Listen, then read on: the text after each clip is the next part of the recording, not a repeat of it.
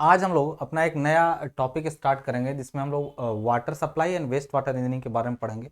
तो टॉपिक क्या है जरा उसको समझेंगे और उसमें क्या क्या करना है उस चीज़ को भी देखते जाएंगे हम लोग वन बाय वन। ठीक है ना।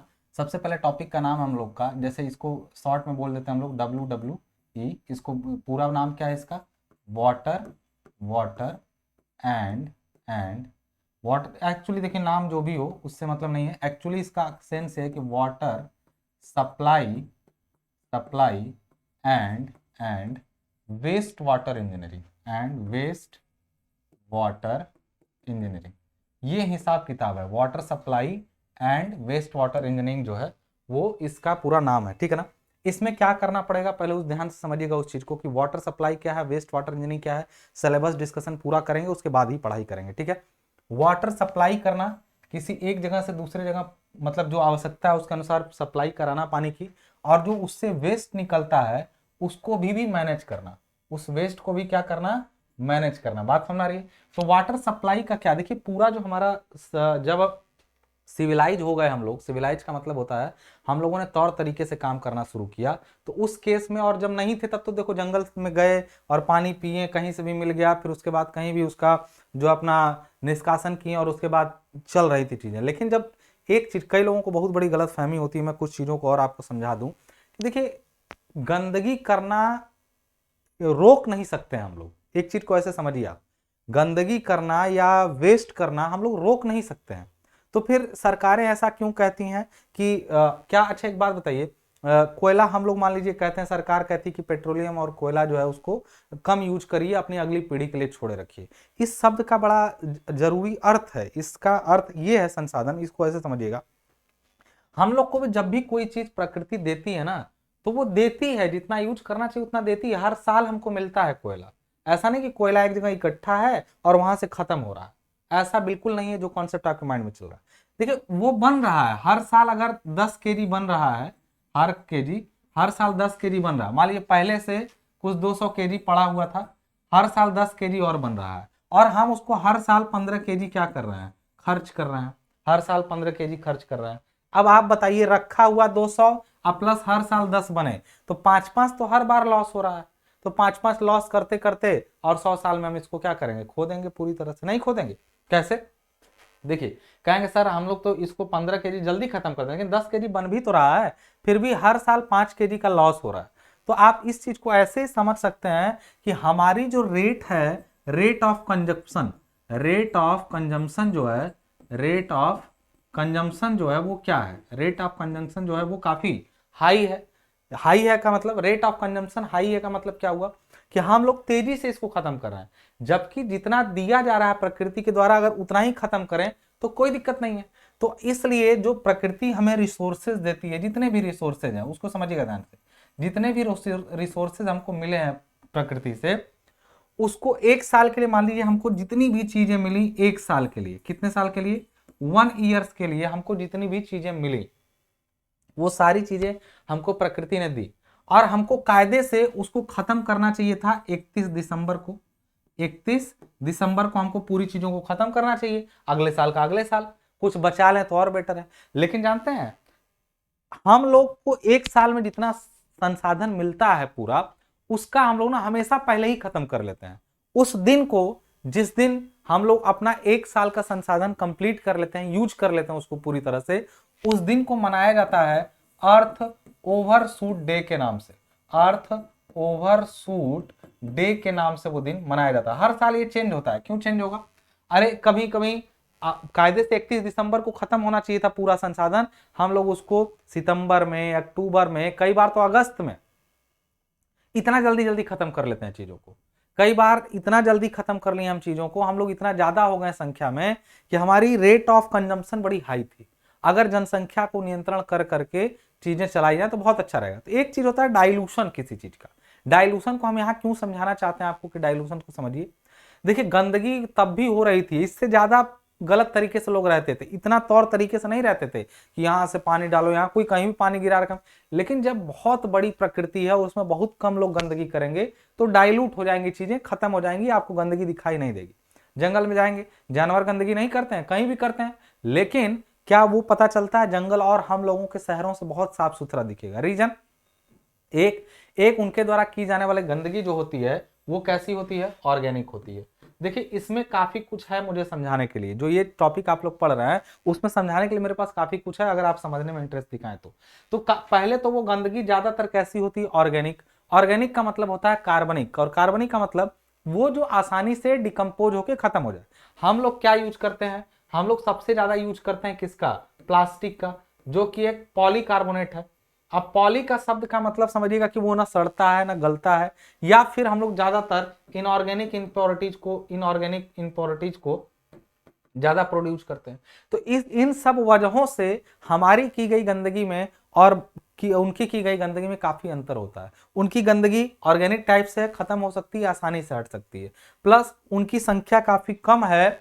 इस पृथ्वी पर अगर केवल संख्या के बेसिस पर किया जाना तो मनुष्य सबसे हैवानियत की तरह से अपनी संख्या बढ़ा रहा है, और वो बढ़ा करके बाकी जीवों के लिए खतरा बन चुका है। जैसे ज्यादा मच्छर हो गए तो मनुष्य के लिए खतरा, ज्यादा चूहे हो गए मनुष्य के लिए खतरा, लेकिन ज्यादा मनुष्य होकर पूरी प्रकृति के लिए खतरा कर दिए हैं। तो सबसे पहली बात, आप एक जागरूकता दिखाइए कि आप लोग क्या करिए, पॉपुलेशन कंट्रोल का अपने आप में एक प्रण लीजिए। किसका, पॉपुलेशन कंट्रोल का। क्योंकि ये टॉपिक पढ़ने की जरूरत ही नहीं पड़ती हमको, water supply and waste water, अगर हम लोग इसको ध्यान में रखे होते। क्यों, क्योंकि पहले नदियों से सीधे पानी लेके पी सकते थे और उसी नदी में जाके नहा भी सकते थे।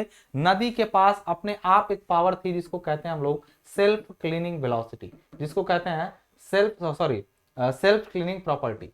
सेल्फ क्लीनिंग प्रॉपर्टी, नदी खुद ही 5 किलोमीटर तक अगर रन कर जाए, 5-7 किलोमीटर तक, तो अपने आप को खुद ही प्योरीफाई कर सकती है। आपको कोई जरूरत नहीं है नदी को सही करने का। आप गंदा मत करिए, वो अपने आप साफ रहेगी।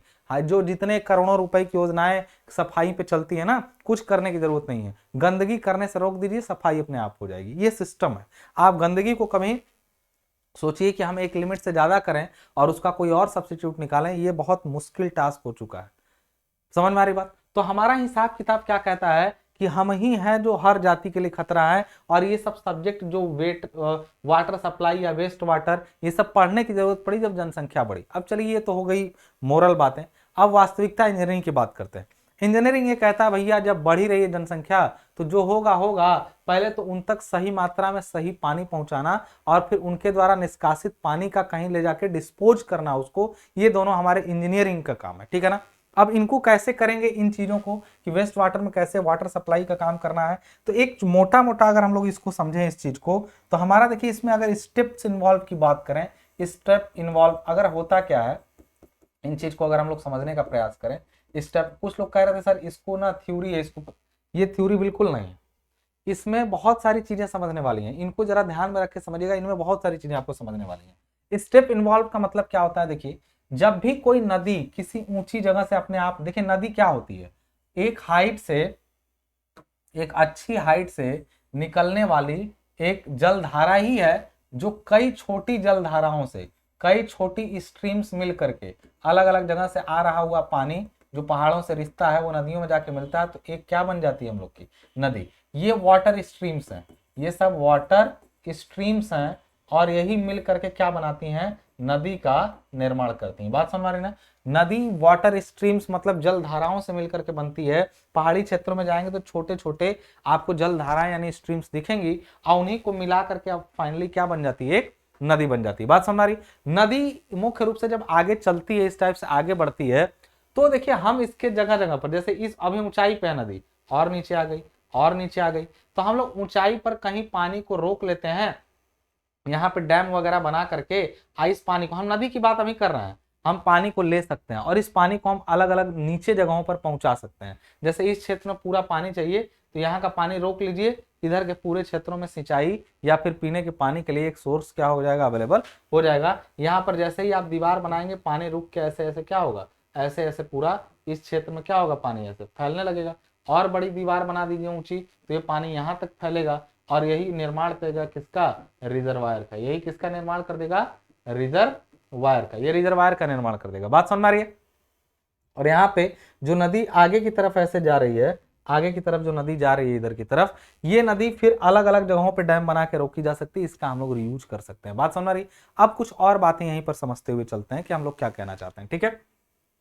पहली बात कि जो ये हिसाब किताब आपने देखा, यहां से पानी को लेना अलग अलग घरों वगैरह में इसका सप्लाई देना। मान लीजिए घर के लिए, अभी हम पीने के पानी के लिए बात कर रहे हैं, तो क्या डायरेक्ट नदी के पानी को यहाँ तक पहुंचाया जा सकता है? तो देखिए इसमें जो वाटर सप्लाई में स्टेप इन्वॉल्व होंगे, उसमें सबसे पहले आपको चूज करना पड़ेगा, चूज करिए एक source, choose suitable source. Suitable source का मतलब क्या हुआ, एक सही स्रोत चूज करिए जिससे पानी आपको मिल जा रहा हो, कैसा भी पानी, अभी पानी मिल रहा है, उस सुटेबल सोर्स से पानी को कन्वे करिए।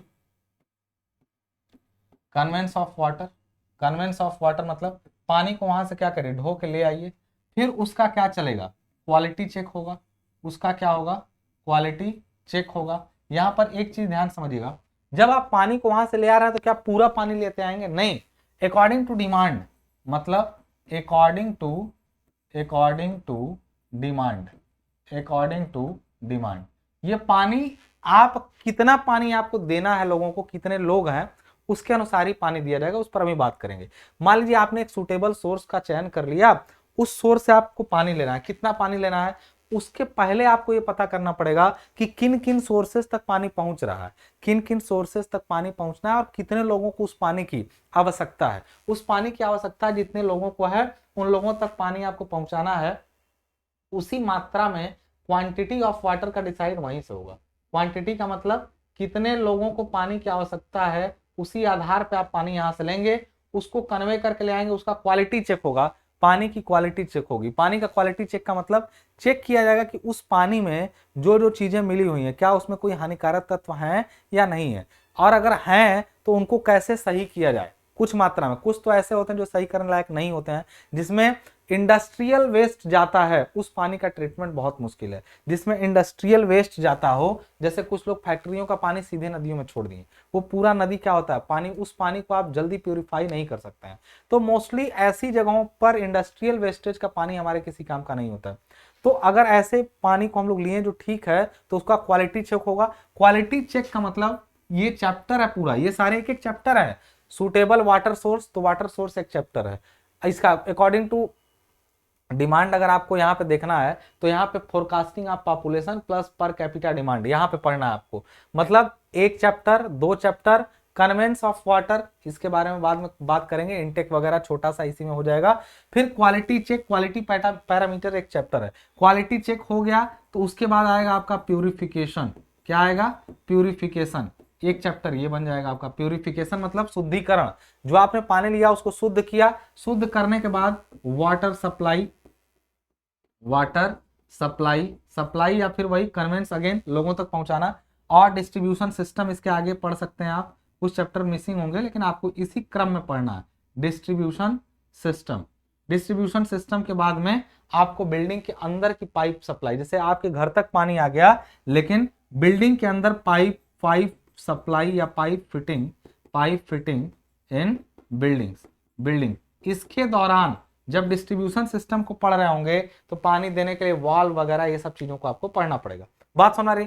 तो ये एक क्रम बन रहा है हमको पढ़ने का, किसको, वाटर सप्लाई को। अभी एक चीज को और समझिएगा ध्यान से यहाँ पे, अगर हम लोग इसी तरीके से अगर सोचें कि चलिए इस क्रम में हमने चीजों को पढ़ लिया, अब क्या हुआ, अब घर से या इन जगहों से कौन निकल रहा है, पानी का यूज किया आपने, कुछ पानी तो आपने कंज्यूम किया, लेकिन कुछ पानी आपको निकला और उसको वेस्ट वाटर के रूप में आपने क्या किया, निकाल लिया, ठीक है ना। वेस्ट वाटर आपके पास कलेक्ट हो गया। अब वेस्ट वाटर का आपको क्या करना पड़ेगा, डिस्पोजल करना पड़ेगा। वेस्ट वाटर का क्या करना पड़ेगा, डिस्पोजल करना पड़ेगा। अभी मैं रूपरेखा तैयार कर रहा हूं कि इस क्रम में चीजों को पढ़ना है, वो अभी तैयार कर रहा हूं मैं, बात समझ में आ रही ना। तो इसमें रूपरेखा तैयार करना है, डिस्पोजल करना है इसका, वेस्ट वाटर का। तो एक चीज बताइए, डिस्पोजल करने के लिए आपको क्या करना पड़ेगा, पहले फिर से वही, सीवेज कितना है और किस टाइप का है। टाइप, सीवेज मतलब वो जो निकला कचरा आपके घर से पानी में, वो सीवेज हुआ। Type and quantity of sewage, type and quantity of sewage. उसके बाद इसको हम लोग कहीं कलेक्ट करेंगे, एक जगह कलेक्ट। फिर सीवरेज सिस्टम, सीवरेज सिस्टम का मतलब इसको डिस्पोजल की क्या प्रणाली, इसमें सीवरेज सिस्टम पढ़ेंगे हम लोग इसमें, ठीक है ना। सीवरेज सिस्टम के बाद हम लोग, मतलब सीवरेज का मतलब जो सीवेज वगैरह का सिस्टम है उसको समझेंगे, और उसके बाद इसको डिस्पोजल प्लांट पर ले जाने से पहले इसका भी क्या होगा, क्वालिटी चेक होगा, क्वालिटी चेक होगा। मान लीजिए किसी सीवेज, मतलब जो कचरा निकला आपके घर से, सीवेज, सीवर को सीवर ही कहेंगे, जो सीवेज आपके घर से निकला, जो कचरा निकला, मलबा निकला, उसको कहीं पर ले जाके आपको डिस्पोज करना है, तो कहाँ ले जाके करें, कहाँ करने लायक है, ये जानने के लिए पहले उसकी भी क्वालिटी क्या होगी, चेक होगी। जब क्वालिटी चेक होगा उसके बाद ये कहाँ जाएगा, डिस्पोजल प्लांट पर। ये कहाँ जाएगा, डिस्पोजल प्लांट पर जाएगा। बात समझ आ रही, डिस्पोजल प्लांट पर ये पहुंचेगा। बात समझ आ रही है। तो ये क्रम हुआ वेस्ट वाटर इंजीनियरिंग को पढ़ने का। फिर बात सुना, फिर उसके बाद आप एक चीज समझ सकें कि बिल्डिंग के अंदर अंदर, ये तो बाहर बाहर का सरकारी काम हो गया, लेकिन बिल्डिंग के अंदर अंदर जो सीवेज की पाइप बिछाई जाती हैं उनके बारे में भी थोड़ी नॉलेज आपको पढ़नी पड़ेगी। ये मोटा मोटा हिसाब किताब था। अब कैसे इसको समझना है, तो आपको यहाँ पे समझिएगा चीज को। सबसे पहले चैप्टर अब मैं दिखा रहा हूं आपको, चैप्टर जो आपके सिलेबस में चैप्टर दिए गए हैं उनको अब आप 1 बाय 1 समझ लीजिए। क्या यहाँ पे दिया गया है, जरा ध्यान से देखिएगा। सबसे पहले यहां पर लिखा है हम लोग का वाटर सप्लाई। वाटर सप्लाई का मतलब क्या हुआ, जो आपका, एक सेकंड, वाटर सप्लाई जो हुआ, वाटर सप्लाई, वाटर सप्लाई का मतलब एक पार्ट है बुक के आपके वाटर सप्लाई और दूसरा वेस्ट वाटर। वाटर सप्लाई में सबसे पहले क्या पढ़ना है, इंट्रोडक्शन पढ़ना है, मैंने बोला। उसके बाद quantity of water. Quantity of water का मतलब, इंट्रोडक्शन में तो आप यही जो मैं आपको बता रहा हूं समझिए, इंट्रोडक्शन ही है। कुछ टॉपिक्स उस रिसोर्स वगैरह के बारे में पढ़ लेंगे उसमें। पानी, क्वांटिटी ऑफ वाटर मतलब पानी कितना, मतलब हाउ मच और हाउ मेनी मतलब कितने लोगों को कितना पानी, एक व्यक्ति एक दिन में कितना पानी यूज करता है, इसको कहते हैं वाटर पर कैपिटा डिमांड। और वो अलग अलग स्थितियों में अलग अलग हो सकती है। एक आदमी घर में कितना यूज करता है, यानी डोमेस्टिक वाटर रिक्वायरमेंट कितनी है, एक आदमी इंडस्ट्रियल एरिया में उसके लिए कितना चला जाता है, पार्क में कोई नहीं, सब लोग अपने घर का जोड़ ले, हम तो इतना ही खर्च करते हैं। क्या आप कहीं घूमने जाते हैं तो सार्वजनिक स्थानों पर पानी की खपत नहीं होती, उन पर भी बात करेंगे हम लोग। मतलब एक व्यक्ति एक दिन में कितने पानी का यूज कर सकता है, और ऐसे कितने व्यक्तियों के लिए हमको अपना वाटर सप्लाई सिस्टम बनाना है। मान लीजिए एक व्यक्ति एक दिन में 135 लीटर पानी खर्च कर रहा है, एक व्यक्ति एक दिन में 135 लीटर पानी खर्च कर रहा है, ये आपको पता चल गया। लेकिन एक चीज आपको समझना पड़ेगा यहाँ पे, एक चीज आपको यहाँ पे समझना पड़ेगा कि कितने लोग वहां पे हैं। तो हाउ मेनी का मतलब होता है, यहाँ पे हम लोग को एक छोटा सा टॉपिक पढ़ना पड़ेगा, फोरकास्टिंग ऑफ पॉपुलेशन। मतलब किसी क्षेत्र में अगर कुछ लोग हैं तो अगले 50 सालों तक उसमें कितने लोग होने वाले हैं। क्योंकि जब भी आप कोई पाइप सिस्टम या सीवरेज सिस्टम का डिजाइन करते हैं तो आप आज के लिए नहीं करते हैं, आप अगले 50 सालों के लिए करते हैं कि अगर जनसंख्या बढ़ती भी है इसी दर से तो भी दिक्कत नहीं आएगी और वो सिस्टम हमारा अगले 50 सालों तक कारगर होगा। इसी में फेल्यूर की वजह से, जनसंख्या विस्फोट की वजह से जितने पुराने जगह पर नदी नालियां बने हैं उसमें दो दिक्कत, बाढ़ क्यों आती है, बाढ़ क्या, पानी हम ही लोगों ने पानी क्या किया, हमने नाली में कचरा कर दिया, नाली का पानी निकल नहीं पाया या फिर उतनी तेजी से नहीं निकल पाया, उतना हमने डिजाइन का सोचा नहीं था तो बाढ़ आ गई।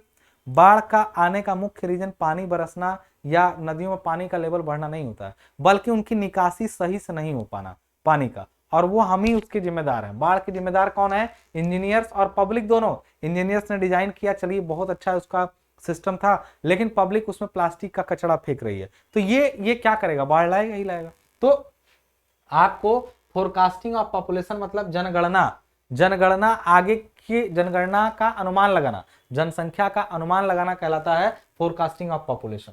फिर ये आपने अगले 50 साल के लिए जाना और पर कैपिटा डिमांड को समझ करके अपना क्वांटिटी पता चल गया कि हमको कितना पानी चाहिए, ये क्वांटिटी आपको पता चल गई। अगली चीज है कि चलिए वो क्वांटिटी आपने ले लिया, अब आप उसका क्वालिटी चेक करेंगे, तो यहाँ पर हम लोग को क्वालिटी पैरामीटर्स पढ़ना पड़ेगा। देखिए ये सारे चैप्टर आप चाहें तो अपनी बुक से मिला सकते हैं, बुक में शायद ना मिले, बुक से मतलब नहीं, आप सिलेबस से इसको मिलाइएगा तो आपका क्वालिटी पैरामीटर्स चेक होगा। आप देखिए सिलेबस भी धीरे धीरे पकड़ में आ रहा होगा।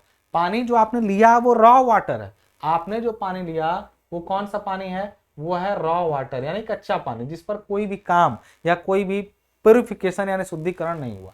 आप क्वालिटी वाटर, क्वालिटी पैरामीटर्स इसमें चेक होंगे कि पानी में क्या क्या है और कितना कितना वो होना चाहिए, ये सब भी अभी हम लोग पढ़ेंगे इस चैप्टर में, क्वालिटी पैरामीटर्स को। उसके बाद है वाटर ट्रीटमेंट, यानी ब्रीफ इंट्रोडक्शन, इसके बारे में आपके सिलेबस में बोला गया है कि वाटर ट्रीटमेंट का केवल ब्रीफ डिस्क्रिप्शन आपको दे दिया जाए, लेकिन फिर भी हम लोग इसमें देखेंगे कि कई चीजें होती हैं, जैसे आपका एयरेशन करना पड़ेगा, इसका सेडिमेंटेशन करना पड़ेगा, इसके बाद सेडिमेंटेशन में भी 2 स्टेप है, उसके बाद इसका फिल्ट्रेशन होगा। अब फिल्ट्रेशन के बाद डिसइंफेक्शन होगा, डिसइंफेक्शन होगा, और सबसे पहले तो अगले नंबर पे कहें तो स्क्रीनिंग होगी। सबसे पहले स्क्रीनिंग होगी, उसके बाद एयरेशन, सेडिमेंटेशन, फिल्ट्रेशन और डिसइंफेक्शन। ये वाटर ट्रीटमेंट के वेरियस स्टेप्स हैं, various steps which are taken for purification of water. तो प्योरिफिकेशन करने के लिए ये वेरियस स्टेप्स हैं विच आर अडॉप्टेड, मतलब जो अपनाए जाते हैं, ठीक है।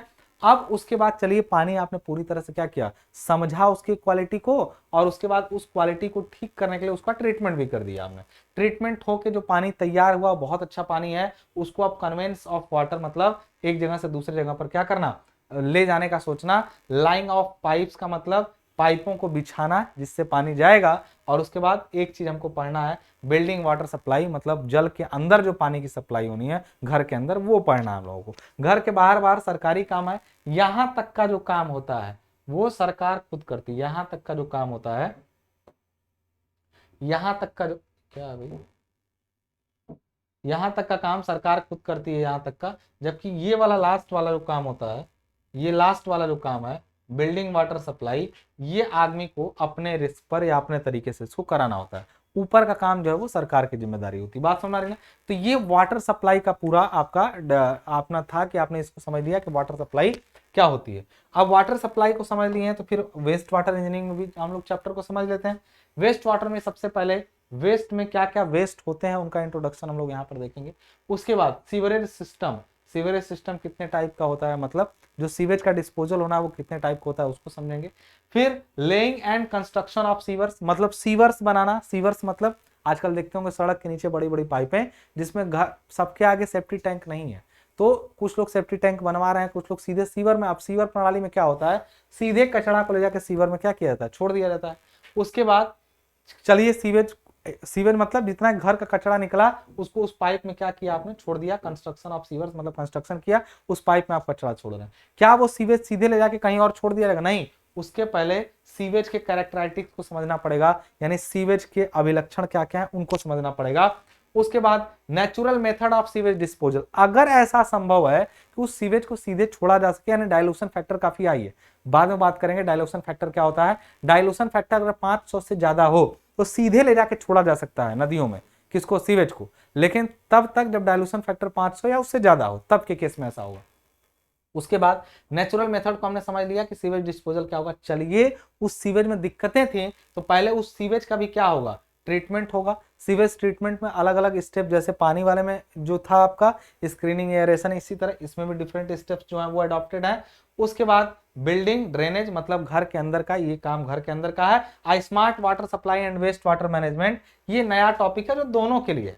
ये तो देखिए इसमें समझ में, बिल्डिंग ड्रेनेज था, वो बिल्डिंग में वाटर सप्लाई था। यहां तक की कहानी दोनों में सेम है, सीवेज में भी और वाटर सप्लाई में भी।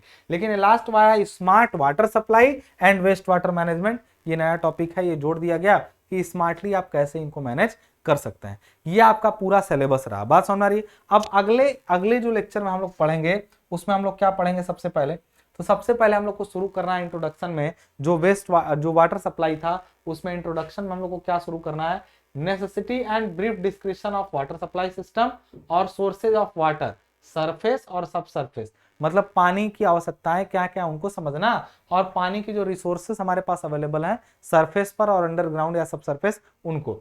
साथ साथ में क्वांटिटी ऑफ वाटर जो दूसरा चैप्टर था, क्वालिटी ऑफ वाटर इसके बाद है। क्वांटिटी में हम लोग क्या क्या पढ़ेंगे, वाटर रिक्वायरमेंट, एक व्यक्ति की जल मांग कितनी होती है। Rate of demand and variation in rate demand, मतलब समय के अनुसार डिमांड बदलती भी है। आज 135 लीटर है, क्या दिन के हर समय 135 लीटर है, या हर महीने या हर साल जाड़ों में वाटर रिक्वायरमेंट कम हो जाती है, गर्मियों में बढ़ जाती है। इन सबको भी समझेंगे हम लोग यहाँ पे।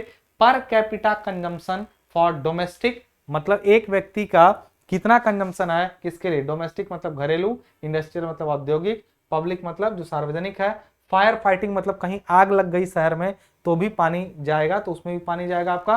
As per BIS standard, no numerical problem, BIS के अकॉर्डिंग केवल आपको ये डेटा याद करना है, इसमें कोई न्यूमेरिकल प्रॉब्लम आपको नहीं दिए जाएंगे। और फिर लास्ट में पढ़ेंगे पॉपुलेशन फोरकास्टिंग, मतलब जनसंख्या का अनुमान लगाना। ये चैप्टर पढ़ेंगे तो हम लोग को अभी पता चला कि कितने पानी की जरूरत है, कितने क्वांटिटी की जरूरत है। उस क्वांटिटी के बाद हम लोग पानी का क्या चेक करेंगे, अगला चैप्टर जो होगा वो क्वालिटी होगा, ठीक है। तो इसके बारे में हम लोग डिस्कशन अगले लेक्चर में स्टार्ट करेंगे। सिलेबस हमने पूरा डिस्कस कर दिया और इसके बाद वाले लेक्चर में हम लोग इसको लाइंस शुरू करेंगे पढ़ना। पूरे सिस्टम को अगर समझ लिए, समझ में आ गया, तो इसी रूपरेखा को पकड़े रखिएगा, पूरा लेक्चर क्या हो जाएगा, क्लियर हो जाएगा। मिलते हैं नेक्स्ट वीडियो में, तब तक के लिए धन्यवाद।